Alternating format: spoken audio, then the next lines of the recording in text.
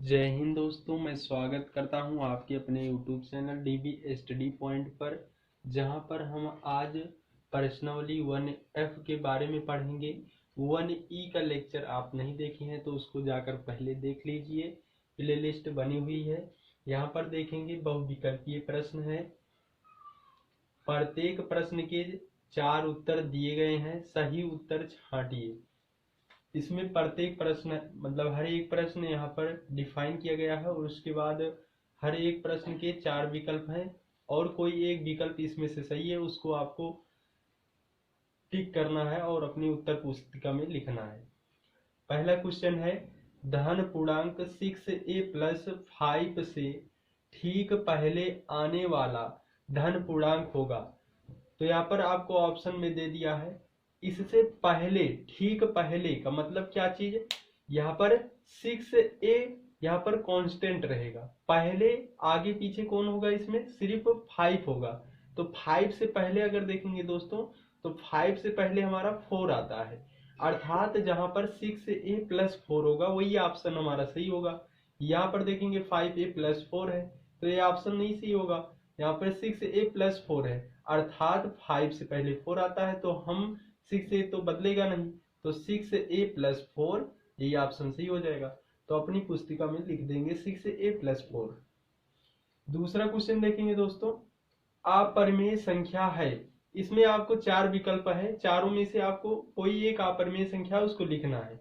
देखेंगे 22/7 पाई है और 0.69 और उसके बाद 5/√16 है। इसमें अपरिमेय संख्या बताना है, परमेय नहीं बताना है। तो यहाँ पर देखेंगे ये तो परमेय हो गई, ये आपकी पाई का मान आपको बताए थे नेक्स्ट लेक्चर में, जस्ट इसके पहले वाले में, कि जिसका मान बदलता हो। तो पाई का 3 मान बताए थे, एक बताए थे 22/7 और दूसरा बताए थे 3.14 और तीसरा बताए थे 180 अंश। तो ये आपकी क्या है, यहाँ पर मान कन्फर्म नहीं है तो ये आपका अपरिमेय संख्या है। उसके बाद तीसरा क्वेश्चन है, संख्या 4√3 है। 4√3 परमेय है कि अपरमेय है कि क्या है, इनमें से वो चीज आपको बताना है। तो यहाँ पर देखेंगे दोस्तों √3 को बाहर निकाल सकते हैं, नहीं निकाल सकते, तो इसलिए आपकी अगर निकाल सकते तो परमेय होती और नहीं निकाल सकते हो तो क्या हो जाएगी, अपरमेय संख्या। तो 4√3 ये आपकी अपरमेय संख्या हो जाएगी दोस्तों। चौथा क्वेश्चन, निम्नलिखित संख्याओं में से परमेय संख्या होगी, इसमें आपको परमेय संख्या बताना है। तो √5 है, 5 को आप रूट से बाहर नहीं निकाल सकते। अगर आपको बताए थे कोई संख्या है तो उसको लिख सकते हो √5 मल्टीप्लाई √5, लेकिन ये पहले से ही रूट में है, अगर इसे बाहर निकालोगे तो ये 2 का पेयर बनेगा, अब बाहर आएगा कितना, √5 ही, अर्थात ये रूट से बाहर नहीं निकाल सकते हो। तो ये अपरमेय संख्या है, लेकिन हमें बताना है परमेय संख्या। तो 1 को देखेंगे दोस्तों, तो 1 को 1 गुणे 1 करोगे तो आएगा कितना, 1 ही तो आएगा। तो यहाँ पर 2 का पेयर बन गया और 1 बाहर आ गया। गुणा कराएंगे तब भी 1 आ रहा है, 2 का 1 का 1 में, और यहाँ पर पेयर बनने के कारण ये बाहर भी निकल जा रहा है, इसलिए √1 हमारी परमेय संख्या हो जाएगी। निम्नलिखित में परमेय संख्या है, इसमें आपको परमेय संख्या बताना है। देखेंगे 2.732416 और उसके बाद डॉट डॉट दे दिया है।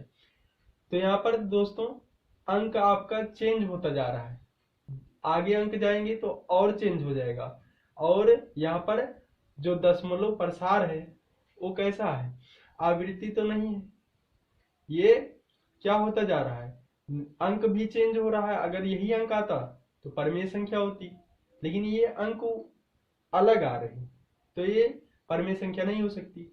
और √7 भी आपकी है, क्या है, अपरमेय संख्या है। तो यहाँ पर देखेंगे 2.737373 ऐसे डॉट डॉट अगर होता तब भी ये परमेय संख्या होती, और नहीं है तो ये तो परमेय संख्या है ही। तो ये आपकी क्या हो जाएगी, परमेय संख्या। और देखेंगे दोस्तों अगर कहा जाए कि √0.9 ये परमेय संख्या है कि अपरमेय संख्या, तो यहाँ पर देखेंगे दोस्तों अगर 0.3 अगर करेंगे गुणा तो यहाँ पर 0.09 अगर रूट में दिया होता तो परमेय संख्या होती, लेकिन ये नहीं होगी क्योंकि यहाँ पर कितना दिया है, √0.9 दे दिया है। नेक्स्ट क्वेश्चन है, किसी पूर्णांक यम के लिए प्रत्येक सम पूर्णांक निम्नलिखित रूप का होता है। तो यहाँ पर कहा निम्नलिखित में किस रूप का होता है। यम आपका कोई क्या हो, पूर्णांक हो, तो आप बताओ कि पूर्णांक का रूप किस रूप का होगा। लेकिन पूर्णांक कैसा हो, सम पूर्णांक हो। तो आपको बताए थे अगर सम संख्या देखनी है आपको, तो यहाँ पर देखोगे सम संख्या लानी है। यम यम अगर आपका संख्या है वो पूर्णांक में देखोगे 1 2 3 4 सब पूर्णांक ही हैं। तो यहाँ पर 1 2 3 3 पहुंचोगे तो सम रह जाएगा, विषम हो जाएगा, अर्थात यम के रूप का नहीं होगा। उसके बाद यम प्लस 1, अगर मान लो कि यम की वैल्यू कितना आ जाए, 2 आ जाए, तो 2 प्लस 1 कर दोगे 3 आ जाएगा, ये भी विषम हो जाएगा। लेकिन यहाँ पर देखेंगे दोस्तों 2m क्या है, यम की वैल्यू कुछ भी हो, लेकिन उसके पहले अगर किसी संख्या के पहले 2 है तो सदैव सम कर देगी। तो अर्थात सम होने के लिए क्या हो जाएगा, यहाँ पर 2m प्लस 2m के रूप का हो जाएगा, ये आपका सम पूर्णांक के रूप का होगा। नेक्स्ट क्वेश्चन सेम ऐसे है, लेकिन यहाँ पर आपको विषम पूछ लिया है। कहा किसी पूर्णांक क्यों के लिए प्रत्येक विषम पूर्णांक निम्नलिखित रूप का होता है। यहाँ पर क्यों दिया, क्यों प्लस 1, 2 क्यों प्लस 1 दे दिया। तो आपको बताए ये होगा किसमें, ये सम विषम दोनों में आ जाएगा। और इसको अगर देखोगे तो ये आपका क्या हो जाएगा, ये आपका आएगा। तो देखो जैसे यहाँ पर क्या हो जाएगा कि की वैल्यू 1 रख लिए, 1 आ गया, अर्थात 1 1 कितना हो जाएगा 2। क्यू की वैल्यू 2 रख लिए, कितना आ गया 3 आ गया। क्यू की वैल्यू 3 रख लिए तो यहाँ पर कितना आ जाएगा 4 आ गया। तो यहाँ पर क्या हो रहा है, सम विषम। तो हमें केवल विषम पूर्णांक बताना है, सम विषम पर नहीं जाना है। और इसको अभी ऊपर बताया कि अगर रखेंगे कोई भी मान रखेंगे तो क्या आएगा, सम ही आएगा। तो अर्थात लास्ट वाला विकल्प हमारा क्या हो जाएगा, सही। कौन सा विकल्प, 4 नंबर हमारा सही हो जाएगा। 2 प्लस 1, सम में अगर कोई भी संख्या सम है उसके जस्ट आगे अगर एक अंक ऐड कर देंगे तो विषम सदैव आता है, ये आपको पता होना चाहिए। 6 नंबर है, संख्या n² - 1 8 से विभाज्य होती है यदि n है 1। तो n क्या है ये चीज आपको बताना है। तो यहाँ पर देखेंगे n की इसमें पूर्णांक हो तब क्या हो जाए, विभाज्य हो जाए, या प्राकृतिक संख्या या विषम संख्या या सम संख्या। तो यहाँ पर देखेंगे कोई भी संख्या है, जैसे 2 देखेंगे 8 से विभाज्य होती है, अर्थात 8 से हमें भाग देना है। तो यहाँ पर देखेंगे 2 अगर रखेंगे, 2 तो हमारा सम ही, और 1 ना सम ना विषम। तो 2 रखोगे, 2 दूना 4, तो 4 क्या, 4/8 भाग दोगे तो 1/4 आ जाएगा, तब भी होने वाला नहीं है। विषम संख्या प्राकृतिक संख्या में तो लगभग सब आ जाती हैं, सम विषम सब आ जाएंगी, पूर्णांक में भी। तो यहाँ पर विषम संख्या लेकर एक बार देखते हैं। यहाँ पर देखेंगे 3 से विषम स्टार्ट होता है, 3 3 का 9, 9 में से 1 घटाएंगे आएगा 8, और हमें 8 को 8 से भाग देंगे आएगा 1, चला जाएगा। उसके बाद 3 के बाद 4 नहीं होगा 5, 25 हो जाएगा, 25 में से 1 घटाएंगे आएगा 24, 24/8। तो कितना आ जाएगा दोस्तों, 8 3 24। तो यहाँ पर 3 आ जाएगा, अर्थात 8 का टेबल किसमें, अगर n क्या हो, विषम हो, तो हमारा पूरा चला जाएगा। तो यहाँ पर विषम संख्या होने पर हमारा क्या होगा, n अगर एक विषम संख्या हो तो 8 से विभाज्य होगा। नेक्स्ट क्वेश्चन देखेंगे, यदि 65 और 117 के HCF को 65m - 117 के रूप में व्यक्त किया जा सके तो m का मान है। m की वैल्यू इसमें क्या है, वही चीज आपको ज्ञात करना है। तो HCF को इतने के रूप में लिखा जा सके, तो आपको पता है कि क्या चीज, इतने का HCF बराबर इतना लिखना है। तो यहाँ पर 65 और 117 का पहले HCF ज्ञात करेंगे। तो यहाँ पर लिखेंगे 65 को हम सिंपली क्या लिख सकते हैं, अगर 13 के पहाड़े में 65 आता है, 13 5 65। उसके बाद 117 देखेंगे, 117 में क्या हो जाएगा, तो 13 9 117। तो यहाँ पर देखेंगे HCF में निकालना है, तो यहाँ पर जो दोनों में कॉमन होता है वही HCF होता है। तो HCF बराबर आपका आ गया कितना, 13 आ गया। और इस 13 को बराबर कितना कर सकते हैं, 65m माइनस 117, क्वेश्चन में ही कहा है। तो यहाँ पर हो जाएगा 13 बराबर 65m माइनस 117। यहाँ पर निकालेंगे, इधर माइनस है, इधर क्या हो जाएगा प्लस, तो इधर प्लस हो जाएगा। तो 13 प्लस 117 बराबर 65m। इसे जोड़ेंगे तो 130 हो जाएगा, और यहाँ पर 65m। इधर गुणा कर रहा है तो इधर भाग करेगा तो इससे इसमें भाग देंगे तो 65 दूना 130 हो जाएगा, 2 बार जाएगा। तो यम की वैल्यू कितना आ गई 2। तो जहां पर 2 है वही विकल्प सही है, अर्थात ये 2 आ जाएगा। 10 नंबर है, वह सबसे बड़ी संख्या जिससे 70 और 125 को विभाजित करने पर क्रमशः शेषफल 5 और 8 प्राप्त हो। जब बड़ी सी बड़ी संख्या ज्ञात करनी हो तो इसका मतलब तुम्हें HCF ज्ञात करना है। क्रमशः कहा है शेषफल इतना बच जाए, तो पहले 70 में से 5 घटाएंगे, फिर 125 में से 8 घटाएंगे। तो यहाँ पर देखेंगे दोस्तों, 70 में से 5 घटाएंगे आएगा 65, और 125 में से अगर 8 घटाएंगे तो आएगा 117। अभी निकाले हैं 65 और 117 का क्या चीज, HCF। तो 65 और 117 का HCF कितना आया है 13। तो अर्थात इसमें क्या, कौन सा विकल्प सही हो जाएगा 13, फर्स्ट विकल्प सही हो जाएगा। 11 नंबर कहा है, यदि दो धनात्मक पूर्णांक a और b को a बराबर ax क्यूब y स्क्वायर और b बराबर x y क्यूब के रूप में व्यक्त किया जाए जहां x और y अभाज्य संख्याएं हैं, तो HCF a और b है। तुम्हें a और b का HCF निकालना है। तो HCF क्या होता है, HCF में न्यूनतम घात ली जाती है। क्या लेंगे, न्यूनतम घात लेंगे। तो यहां पर देखेंगे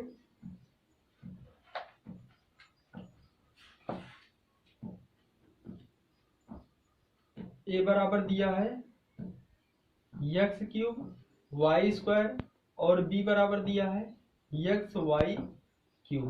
तो न्यूनतम घात का मतलब x की वैल्यू न्यूनतम इसमें सबसे कम कितना है, तो x क्यूब है। लेकिन इसमें देखेंगे तो x है, अर्थात इसमें न्यूनतम x आ जाएगा।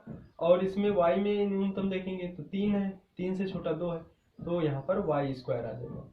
तो अगर आपको क्या बोलेगा, अगर HCF बोलेगा तो सब में x y में देखेंगे न्यूनतम संख्या कितनी है। तो इसमें आपकी x में x थी, x की घात 1 थी अर्थात, और y में देखे तो y की घात 2 थी। तो यहाँ x y की घात 2 जहां पर हो वही विकल्प सही हो जाएगा।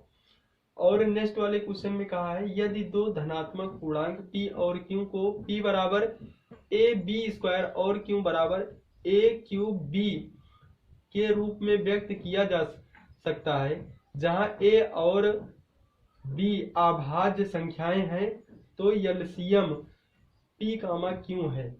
LCM में क्या होता है, अधिकतम घात देखी जाती है। अधिकतम घात देखने के लिए क्या करेंगे, पहले उसको लिख लेंगे, लिखेंगे क्या हो जाएगा, p बराबर a b स्क्वायर और q बराबर दिया है a क्यूब b। तो यहाँ पर देखेंगे अधिकतम घात, a की अधिकतम घात 3 है और b की अधिकतम घात कितना है 2 है। तो जहां पर आपको a क्यूब b स्क्वायर दिखे वही विकल्प सही हो जाएगा। तो a cube b square third number है, तो विकल्प सही हो जाएगा। उसके बाद नेक्स्ट क्वेश्चन देखेंगे, एक शून्योत्तर परमेय संख्या और एक अपरमेय संख्या का गुणनफल होता है। तो यहाँ पर देखेंगे दोस्तों, शून्योत्तर, शून्योत्तर का अर्थ होता है शून्य को छोड़कर। शून्योत्तर का अर्थ क्या होगा, शून्य को छोड़कर, मतलब शून्य से गुणा ना किया जाए और बाकी चाहे जिस संख्या से किया जाए उस, और उसके साथ क्या हो, अपरमेय संख्या में गुणा कराना है। शून्य को छोड़कर अपरमेय संख्या में चाहे जिस संख्या से गुणा कराएंगे तो कौन सी संख्या होगी ये पूछा है। तो यहाँ पर देखोगे अगर अपरमेय में कराओगे तो सदैव अपरमेय होगी, चाहे करा के देख लेना। 0 से अर्थात शून्य को छोड़कर, तो देखेंगे 0 से अगर कोई भी अपरिमेय संख्या है उसमें कराओगे सब जीरो हो जाता है, और जीरो आपकी क्या है, परिमेय संख्या है। ठीक है, इसलिए कहा जीरो को छोड़कर। तो आपका कौन सा विकल्प सही हो जाएगा, फर्स्ट नंबर, सदैव अपरिमेय संख्या होगी। क्वेश्चन नंबर 11 और 12 का दूसरा मेथड भी देख सकते हैं। जैसे एचसीएफ ज्ञात करना है तो यहाँ पर देखेंगे आपको दिया है a बराबर एक्स क्यूब और वाई स्क्वायर, और यहाँ पर b बराबर दिया है एक्स वाई क्यूब। तो यहाँ पर इसको x को 3 बार लिखेंगे, 1 2 3 हो गया, और y को 2 बार लिखना है, 2 बार हो गया। यहाँ पर x को 1 बार, y को 3 बार लिखना है, लिख लिए।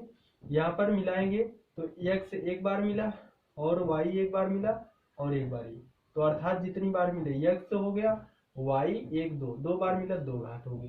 तो ये आपका जहाँ विकल्प सही रहेगा ये उसी पर टिक लगा देंगे।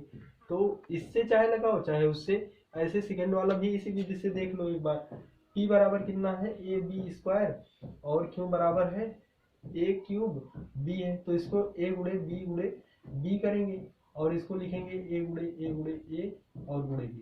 तो यहाँ पर आपका मिल गया, जो मिलेगा उसको 1 बार लिखना है, और जो नहीं मिलेगा उसको तो लिखना ही है। तो a 1 बार लिखे, और यहाँ पर b को 1 बार लिख दिए, और बाकी जो छूटा है उसको भी लिख लेंगे। तो यहाँ पर इतना हो गया।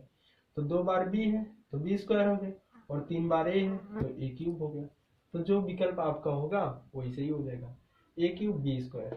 चाहे इससे देख लीजिए या फिर उससे आगे समझ में, तो ठीक है। सवाल नंबर 14 देखेंगे।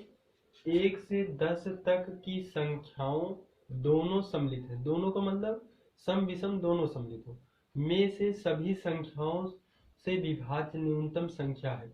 इसमें कितनी न्यूनतम संख्या है जो इतने को क्या कर देती है, विभाज्य कर देती। तो यहाँ पर क्या करेंगे, 1 से 10 तक सभी संख्याओं का हमें क्या करना पड़ेगा, लघुत्तम समापवर्तक अर्थात एलसीएम निकालना पड़ेगा, तभी हमें पता चलेगी, नहीं तो नहीं ज्ञात कर सकते हैं। तो यहाँ पर 1 से 10 तक संख्या लिखेंगे, 1 2 3 4 5 6 7 8 9 और 10। यहाँ पर देखेंगे 1 का फैक्टर 1 होगा, 2 का 2 होगा, 3 का 3 होगा, 4 का 2 गुणे 2 हो जाएगा, 5 का 5 हो जाएगा, 6 का 2 गुणे 3 हो जाएगा, और 7 का देखेंगे तो 7 का 7 ही रहेगा, 8 का देखेंगे 2 गुणे 2 गुणे 2 हो जाएगा, 9 का देखेंगे 3 गुणे 3 हो जाएगा, 10 का देखेंगे तो 2 गुणे 5 हो जाएगा। तो यहाँ पर 1 तो सब में आएगा, 1 हो गया। उसके बाद अधिकतम संख्या, अधिकतम 2 कितनी बार आया अधिकतम, तो 2 इसमें भी है 2 बार है, और 2 इसमें 3 बार है, तो 2 को 3 बार कर लेंगे। और उसके बाद 3 देखेंगे कितनी बार आया है, 1, और इसमें भी 1, इसमें कितनी बार आया, 2 बार, तो 3 को 2 बार लिख लेंगे। उसके बाद देखेंगे 4 का तो कोई मतलब है नहीं, 5 1 बार आया है, सब में 1 बार है, तो यहाँ 5 हो गया। 6 का तो उसी में कंबाइन हो गया, 7 भी 1 बार आया है। उसके बाद 8 का हो गया उसी में, 9 10, ठीक है। अब इतने का गुणा करा लेंगे और जितना आएगा वही होगा। 2 दूना 4, 4 दूनी 8, 8 त्रिक 24, 24 3 72, 72 गुणे 5 कर लेंगे और गुणे 7, तो 72 दूना 72, 5 दूनी 10, 7 5 35, 35 1 36, और गुणे 7 करेंगे 0, 7 6 42 के 2, और 7 3 21, और 21 4 25 हो जाएगा। 25 20 2520 जो ऑप्शन सही रहेगा उसी पर लगा देंगे। 2520 कौन सा ऑप्शन सही है, चौथा नंबर। ऐसे देखेंगे 15 नंबर है परिमेय संख्या 14,587 बटे 1250 का दशमलव प्रसार निम्नलिखित किन दशमलव स्थानों के बाद समाप्त हो जाएगा। तो इसको क्या करना है, इससे भाग देंगे। तो देखेंगे तो भाग तो आप सब लोग दे ही लोगे, 11.66 और 9 6 बार जाएगा, अर्थात यहाँ पर गिनेंगे 1 2 3 4, 4 स्थान के बाद क्या हो जाएगा, दशमलव प्रसार शांत हो जाएगा। तो इसमें 4 चौथा नंबर और 4 जहाँ रहेगा वही विकल्प सही हो जाएगा। धन्यवाद दोस्तों। इसके साथ ये आपका पूरा चैप्टर समाप्त होता है प्रश्नावली 1F के साथ।